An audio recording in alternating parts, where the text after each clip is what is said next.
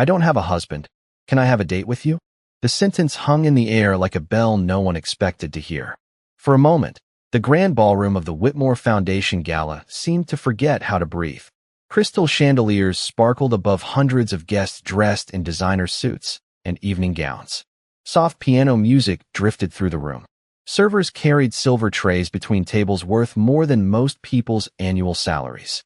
And standing in the center of it all was Claire Whitmore, the celebrated CEO whose face appeared on magazine covers across America.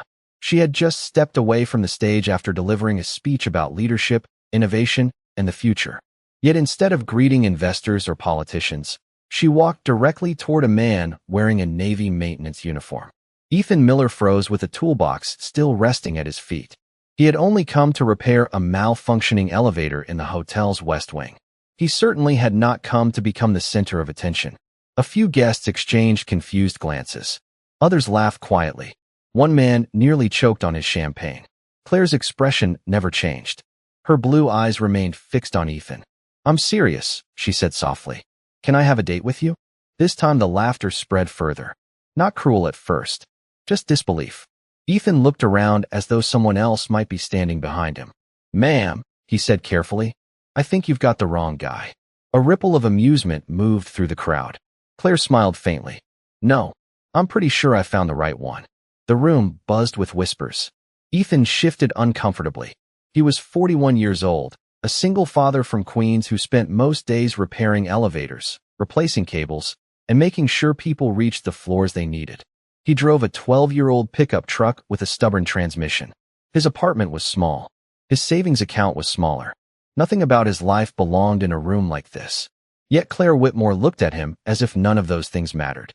Across the ballroom, several investors watched with raised eyebrows. One woman shook her head. Another guest pulled out a phone. Ethan wished he could disappear. But Claire remained standing there, calm and confident. The strange thing was that she did not look amused. She did not look reckless. She looked sincere. The kind of sincere that made people uncomfortable because it could not be explained away. "Why me?" Ethan finally asked. The question escaped before he could stop it. Claire studied him for a second. Then she glanced toward the ballroom windows where the lights of Manhattan glittered against the night sky. "Because," she said quietly, "for the last 6 months, I've watched powerful people tell me what they wanted from me." Her eyes returned to his. "You're the first person who ever asked if I was okay." The laughter faded. The whispers softened. Somewhere in the silence, something shifted. Ethan did not know it yet, but the question Claire Whitmore had just asked would change 3 lives forever. Hers, his, and the little girl waiting at home who still believed that good people eventually found their miracles. The silence that followed Claire's words did not last long. Wealthy people were rarely comfortable with uncertainty, and uncertainty had just walked into their carefully ordered world wearing a maintenance uniform. Victor Hale was the first to recover. He stood near the front of the ballroom with a crystal glass in one hand and a practiced smile on his face. Tall, polished, and confident, he looked exactly like the kind of man magazines expected to stand beside a woman like Claire Whitmore. "Well," he said loudly enough for nearby guests to hear, "that is certainly one way to surprise your investors." A few people laughed. Claire did not even turn toward him. Her attention remained on Ethan. Unfortunately, Victor was not finished. "Although I have to admit," he continued, "I never expected the competition to come from the building maintenance department." This time the laughter spread wider. Ethan lowered his eyes briefly. Not because he was ashamed, but because he had heard versions of that joke his entire life. People often assumed a paycheck determined a person's worth. Claire's expression hardened slightly. "Victor," she said calmly, "that is enough."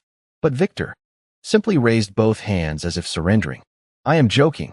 Across the room, another guest leaned toward a friend. "He probably thinks he won the lottery. Or maybe she lost a bet," someone else whispered. Ethan heard enough to understand the message. He did not belong here. He glanced at his toolbox near the ballroom entrance. There was still work waiting for him upstairs. Part of him wished he had never stepped into this room at all.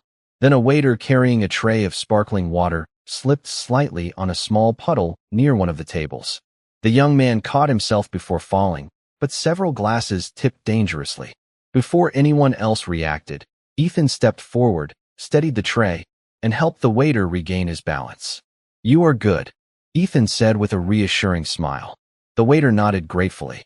Thank you, sir. Ethan crouched and quietly wiped the spilled water with a napkin. No speech. No performance.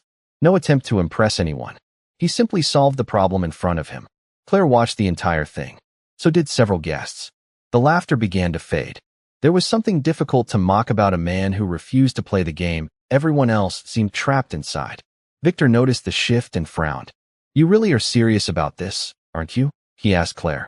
For the first time, she looked directly at him. More serious than you realize. The answer unsettled him. Around them, conversations resumed, but the atmosphere had changed. Curiosity had replaced amusement. Ethan cleared his throat. Miss Whitmore, I appreciate the kindness, but I should get back to work. Claire smiled gently. Of course you should. Then she reached into her purse and removed a simple business card. No gold lettering. No executive title displayed across the front. Just her name and a phone number written neatly on the back. She handed it to him. If you ever decide you would like dinner, call me. Ethan stared at the card. It felt strangely heavier than paper should. Before he could answer, Claire stepped away and returned toward the stage, leaving behind a ballroom full of questions. Ethan slipped the card into his pocket, picked up his toolbox, and headed for the elevator. Behind him, the richest people in the room continued debating what they had just witnessed.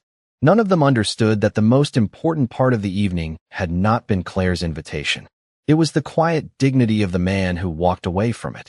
The city felt different after midnight. The noise softened. The traffic thinned. The bright glass towers became distant shadows against the Manhattan skyline. Ethan Miller drove home in his aging pickup truck with the business card still resting in his shirt pocket. He had not looked at it again. Not because he was uninterested, but because some things felt easier to understand when left alone for a while. The heater rattled softly as he crossed the Queensboro Bridge. Below him, the East River reflected scattered lights like broken pieces of gold. He thought about Claire Whitmore. Then he thought about Lily. He always thought about Lily. A few minutes later, he climbed the narrow stairs to his apartment building carrying his toolbox in one hand and a bag of groceries in the other. The hallway smelled faintly of fresh paint and laundry detergent. Apartment 3B sat at the very end of the corridor. Before he could unlock the door, it opened. A small blonde girl launched herself into his arms. Daddy. Lily wrapped both arms around his waist and squeezed as hard as she could. Ethan laughed and nearly dropped the groceries. Easy there, kiddo. You are late. Big repair job. Did you save the building? She asked. Ethan smiled. I think the building will survive. Lily nodded seriously as if this were important news. Inside, the apartment was modest but warm. A second-hand couch sat near the window. Family photos covered one wall. Most featured Lily. A few showed Ethan's late wife, Sarah, smiling beneath summer sunlight that seemed frozen in time. Ethan set the groceries on the kitchen counter and started making grilled cheese sandwiches while Lily worked on homework at the table. The familiar routine settled around them like a comfortable blanket. How was school? He asked. Good. That means something happened. Lily grinned. Mrs. Peterson put my drawing on the wall. That is because you are talented. No, it is because I used extra glitter. Ethan laughed. For a while neither spoke. The skillet hissed quietly. Outside, a train rumbled somewhere in the distance. Then Lily looked up from her notebook. Did anybody laugh at you today? The question caught him off guard. Ethan turned slightly. Why would you ask that? She shrugged. Sometimes people do. He knew she remembered moments from the past. Customers who assumed he was less intelligent because of his uniform. Parents who looked down on him at school events. The world could be unkind in small ways. Ethan placed a sandwich onto her plate and sat across from her. Yes, he admitted. A few people laughed. Lily frowned immediately. That is mean. Ethan nodded. Maybe. Did it make you sad? He thought about the ballroom. The expensive suits. The whispers. The laughter. Then he shook his head. Not really. Why not? Lily asked. Ethan smiled gently. Because people who feel good about themselves usually do not spend much time making others feel small. Lily considered that carefully. She always did. Finally she nodded and took a bite of her sandwich. The conversation moved on. Homework. Weekend plans. A science project involving cardboard and too much glue. Yet later that night, after Lily had fallen asleep, Ethan sat alone by the apartment window, holding the business card. Claire Whitmore. A simple name.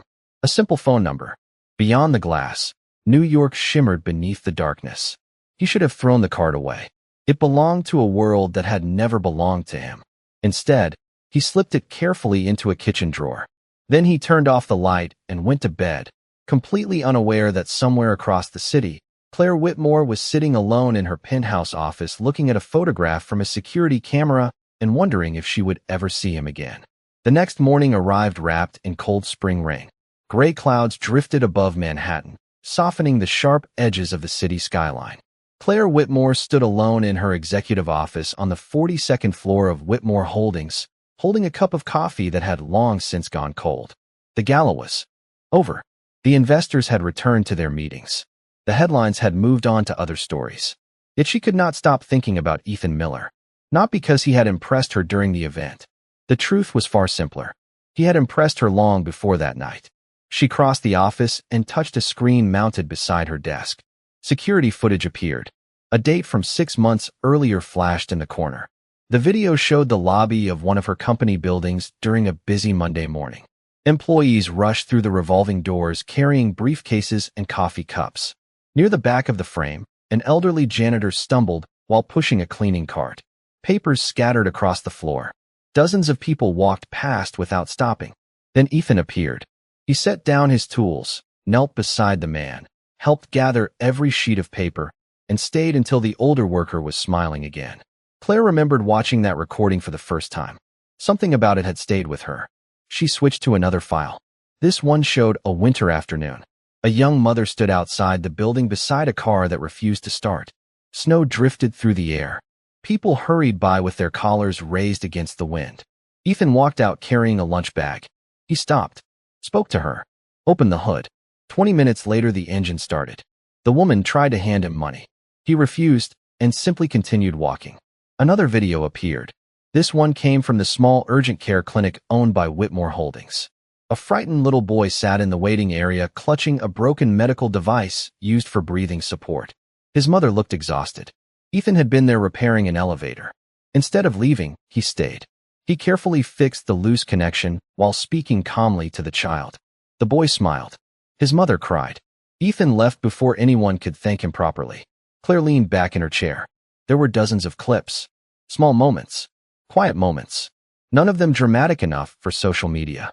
None of them important enough for headlines. Yet together, they told a story more powerful than any business report she had read all year. A soft knock interrupted her thoughts. Her assistant entered carrying a tablet. "You have a board meeting in 10 minutes. Claire nodded absent-mindedly. The assistant hesitated. "Can I ask you something?" Claire looked up. "Of course." "Why him?" The question lingered in the room. Claire glanced back toward the screen where Ethan was helping the elderly janitor. Then she smiled. "Because everyone else wants something from me." Her voice softened. "He is the only person I have seen who helps people when there is nothing to gain." The assistant followed her gaze toward the screen. For a moment, neither woman spoke. Outside, rain tapped gently against the glass. Below them, thousands of people rushed through another busy New York morning. Most would never notice a man like Ethan Miller. Most would never know his name. But somewhere between the elevators he repaired, the strangers he helped, and the little girl waiting for him at home, Claire Whitmore had discovered something far more valuable than success. She had found a man whose character remained the same whether anyone was watching or not. And for the first time in many years, that realization made her look forward to tomorrow. 3 days passed before Ethan finally opened the kitchen drawer again. The business card remained exactly where he had left it, tucked between utility bills and a crayon drawing Lily had made months earlier. He stared at it while the morning sunlight filtered through the apartment window. Outside, New York was already awake. Car horns echoed from the street below. Somewhere nearby, a delivery truck rattled over uneven pavement. Ethan picked up the card, turned it over once, then set it back down. "Daddy, are you staring at that piece of paper again?" Lily asked from the table. Ethan looked up. His daughter was eating cereal while pretending not to watch him. "Maybe. Is it important?" she asked. "I'm not sure." Lily narrowed her eyes dramatically. "That means yes." Ethan laughed despite himself. Later that afternoon, while replacing a control panel in an office building downtown, he found himself thinking about her words. Important. The truth was not that he was afraid of Claire Whitmore. He was afraid of hope.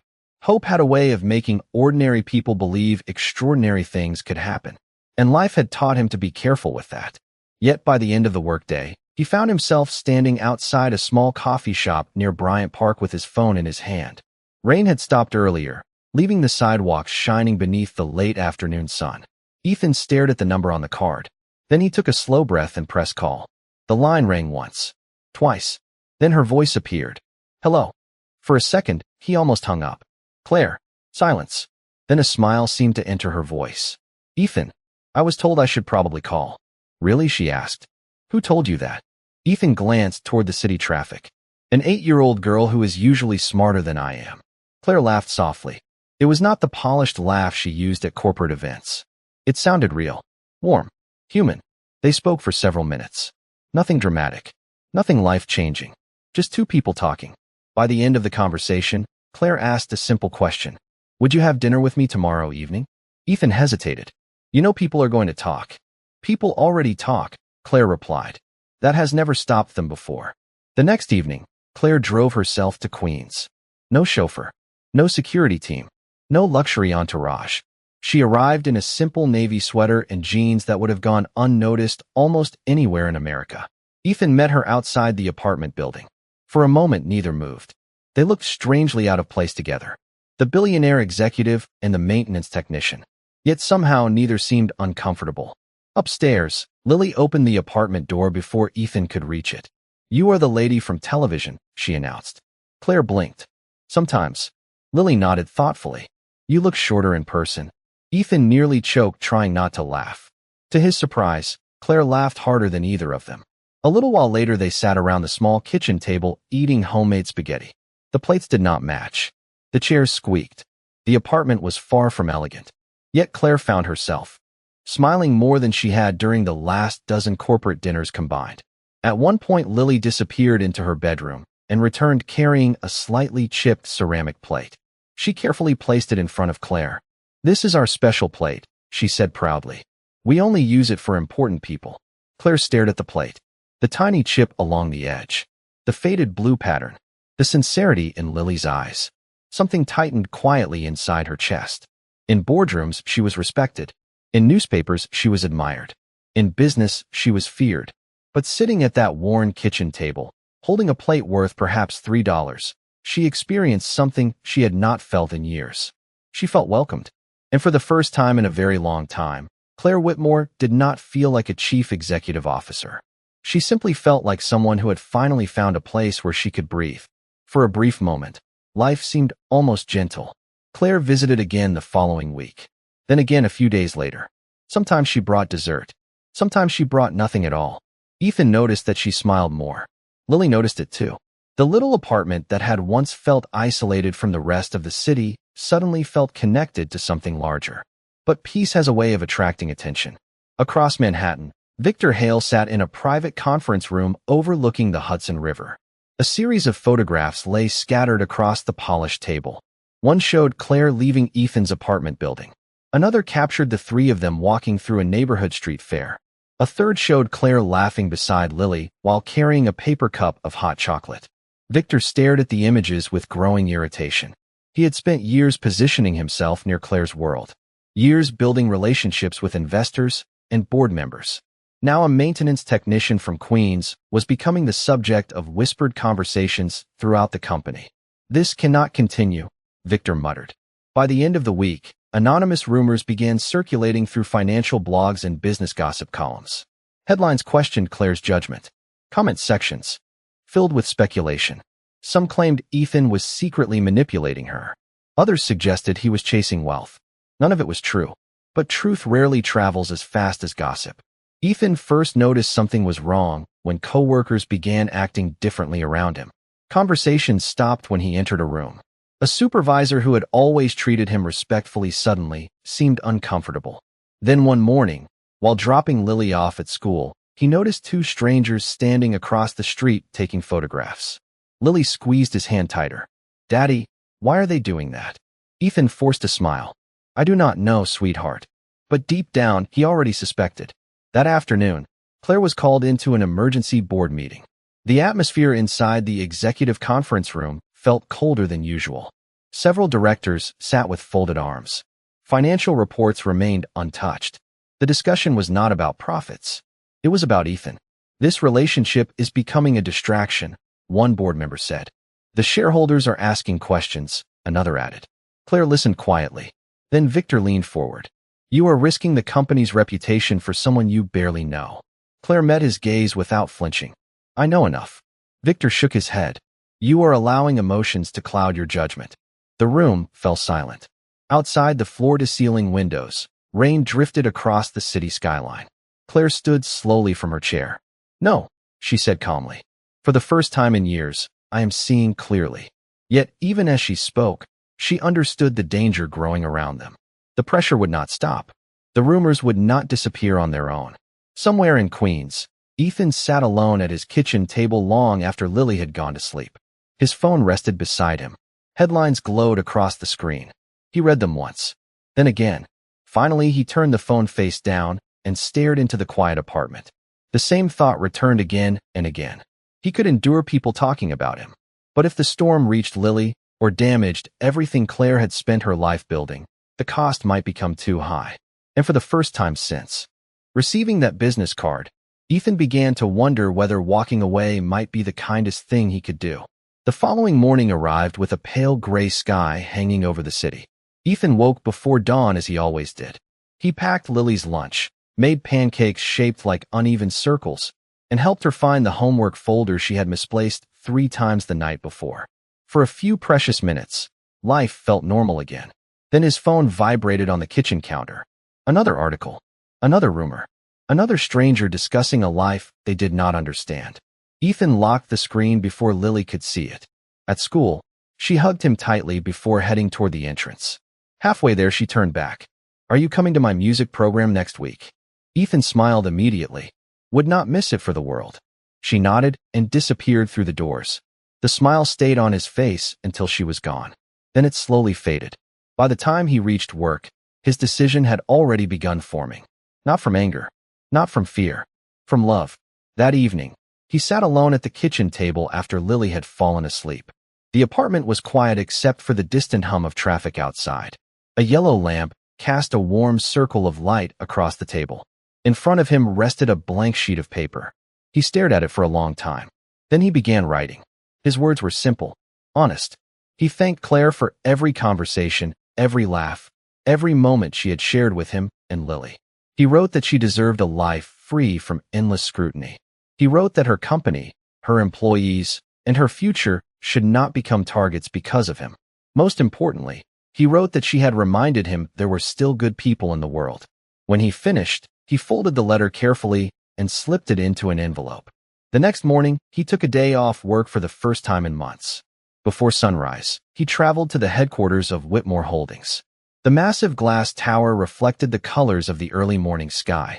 Inside, the lobby remained quiet. Only a few employees had arrived. Ethan approached the reception desk and handed over the envelope. "Please, make sure Claire receives this." The receptionist nodded. Ethan thanked her and turned away. He did not ask whether Claire was upstairs. He did not wait for a meeting. He simply walked back toward the revolving doors. Outside, the wind carried the scent of rain through the streets of Manhattan. He stood there for a moment, looking up at the building. Then he left. Several hours later, Claire entered her office after a difficult morning of meetings. A stack of documents waited on her desk. So did the envelope.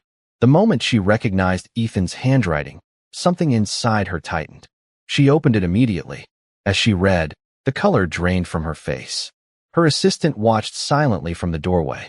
Claire reached the final line and lowered the letter slowly. Ethan had not accused anyone. He had not asked for anything. He had simply stepped aside. The kindest goodbye often carried the deepest pain. Claire looked through the window toward the city stretching beyond the glass.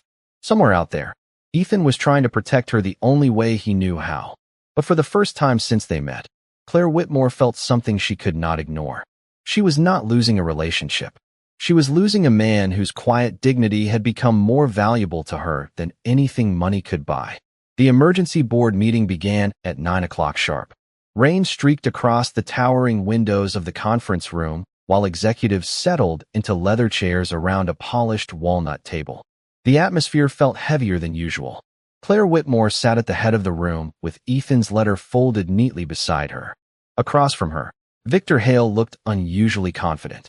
Several board members exchanged quiet remarks, while financial analysts organized reports that no one seemed interested in reading. Everyone knew the real subject of the meeting. Victor stood first. He clicked a remote and several articles appeared on a large presentation screen. Headlines questioned Claire's leadership. Commentators speculated about her judgment. Anonymous sources repeated rumors as though they were facts. Victor paced slowly. "This situation has become a liability," he said. "Investors are concerned. Shareholders are asking questions. Our reputation is suffering." A few board members nodded. Claire listened without interruption. Victor continued. "The solution is simple. Distance the company from the controversy and move forward." Silence followed.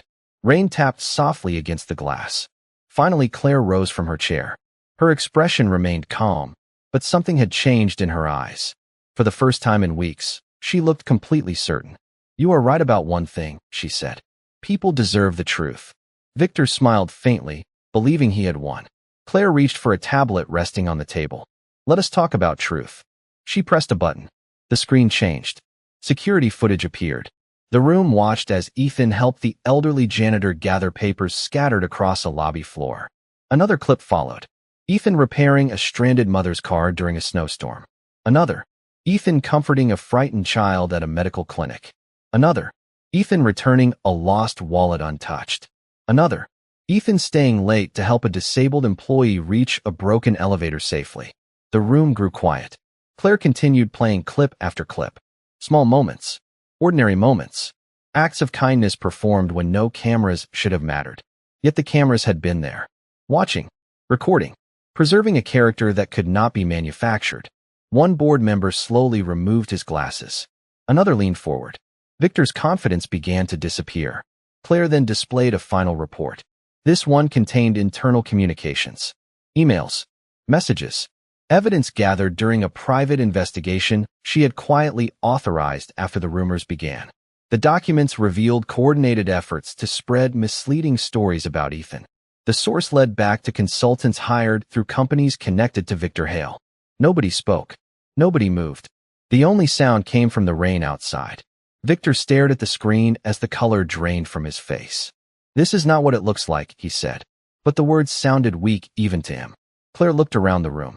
"For weeks," she said softly, "people asked whether Ethan Miller was worthy of trust." Her voice remained steady. "The better question was whether we were." She paused. "That man never asked me for money. He never asked for influence. He never asked for recognition. While powerful people were busy protecting their image, he was busy helping strangers." The silence deepened. Several board members lowered their eyes. Others stared at the screen where Ethan's image remained frozen in a simple maintenance uniform. No applause followed. No dramatic reaction. Only something much rarer. Respect. And in that quiet conference room high above Manhattan, the people who had laughed first finally ran out of reasons to doubt the man they had never truly seen. 2 days later, the auditorium of Jefferson Elementary filled with the sound of parents finding seats and children practicing songs behind the stage curtain. Colorful paper stars decorated the walls. Folding chairs lined the floor. The smell of fresh paint and cafeteria cookies drifted through the building. Ethan Miller sat quietly in the third row, holding a small bouquet of flowers he had purchased on the way over. Lily's music program was about to begin. For the first time in weeks, the world felt calm. No reporters. No headlines. No board meetings. Just fathers, mothers, teachers, and children. Ethan welcomed the simplicity. The lights dimmed slightly. Students began filing onto the stage. Parents lifted phones. Smiles spread through the crowd. Then a soft murmur moved across the auditorium. Ethan turned. Claire Whitmore had just entered through the rear doors. She wore no designer gown, no executive badge, no sign of corporate status. Only a simple cream-colored sweater and a hopeful expression. Several people recognized her immediately, but she seemed unaware of the attention. Her eyes searched the room until they found Ethan. For a moment, neither moved. Then Claire slowly walked down the center aisle. The room grew quieter with every step. Ethan stood, not because she was a chief executive officer, because she mattered to him. Claire stopped in front of him. Her eyes shimmered slightly beneath the auditorium lights. "I received your letter," she said softly. Ethan nodded. I know. You were trying to protect me. And Lily? Claire smiled sadly. You forgot one thing. Ethan looked at her. What is that? She took a breath. I never needed protection from you. Before he could answer, music began from the stage. The children had started singing. Lily stood near the center, her bright voice blending with the others. Claire and Ethan turned toward the performance. For several minutes, neither spoke. They simply listened. The song was about kindness, about home, about the people who stay beside us when life becomes difficult. When the final notes faded, applause filled the room. Then Lily spotted them both standing together. Her face lit up instantly. After the performance ended, families gathered near the stage. Children ran toward parents carrying artwork and music folders. Lily rushed straight into Ethan's arms before turning to Claire. You came. Claire smiled. I would not have missed it. Lily looked between them carefully. Then, with the honesty only children possess, she asked, Are you two still being silly? Ethan blinked. Claire laughed. Several nearby parents smiled. The tension that had shadowed their lives for weeks seemed to dissolve. Claire looked at Ethan one last time. The noise of the auditorium faded into the background. There is something I need to ask you. Ethan already knew. Somehow he had always known.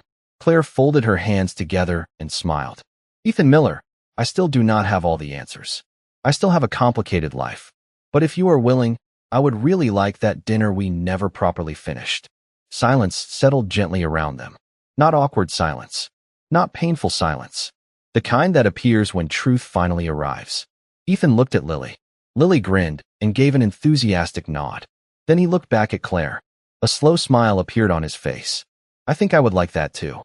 Around them, conversations resumed. Children laughed. Chairs scraped across the floor. Life continued exactly as before. Yet for three people standing beneath paper stars in a small school auditorium, everything had quietly changed. Because sometimes the greatest miracle is not wealth, power, or recognition. Sometimes it is finding someone who sees your worth long before the rest of the world does.